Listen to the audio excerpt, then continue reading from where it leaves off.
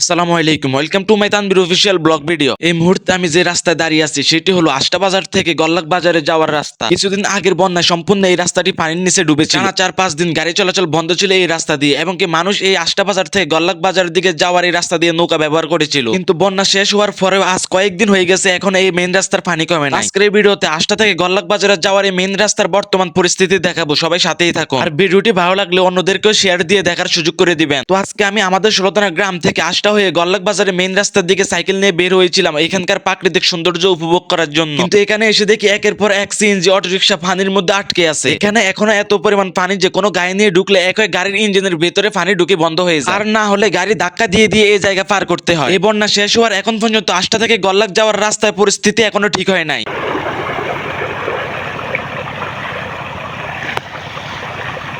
মাঝখান দিয়ে কয়েকদিন এই রোডে গাড়ি সম্পূর্ণ চলাচল বন্ধ ছিল, কিন্তু এখনো এই রোডের বিভিন্ন জায়গায় জায়গায় পানি থাকার কারণে বিভিন্ন যানবাহন চলাচল করতে অসুবিধা হচ্ছে। আর বেশিরভাগ গাড়ির ড্রাইভাররাই বন্যার পর থেকে এই রোড দিয়ে যাত্রী নিয়ে যেতে চায় না, তাই মানুষ অনেক ভোগান্তি করে পায়ে হেঁটে হেঁটে এটুক রাস্তা পার হওয়া লাগে। আর এই রাস্তা দুপাশে হচ্ছে বিশাল বিশাল খেত, সম্পূর্ণ নিচে জায়গায় দিয়ে এই রাস্তাটি বসে গেছে। আবার রাস্তার মধ্যে কয়েকটি স্থানে ভাঙ্গা, যা বর্তমানে রোডের মধ্যে পানি থাকার কারণে বুঝে যায় না। আশা রাখি বিভিন্ন যানবাহনের ড্রাইভাররা যাতে ঝুঁকি নিয়ে গাড়ি না চালায়, আগে রাস্তার পানি স্বাভাবিক হোক। আর মূলত এই রোডটি কিছু কিছু জায়গায় উঁচা, আবার কিছু কিছু জায়গায় নিচা। যেদিক দিয়ে উঁচা ওই দিকের পানি নেমে গেছে, আবার যেদিকে রাস্তার নিচে ওই দিকের পানি এখনো কমে না। এই জায়গা নিচে হওয়ার কারণে এখান দিয়ে যেতে কষ্ট হচ্ছে যানবাহন। কিছু কিছু ড্রাইভার যে দিক দিয়ে গাড়ি যায় না ওই দিকে গাড়ি নামিয়ে দেয়। তো আশা রাখি এই ভুল কখনোই করবেন না। বর্তমানে এই আষ্টা থেকে গল্লাক যাওয়ার রাস্তার পানি স্বাভাবিক না হওয়া পর্যন্ত কেউ রিস্ক নিয়ে গাড়ি চালাবেন না।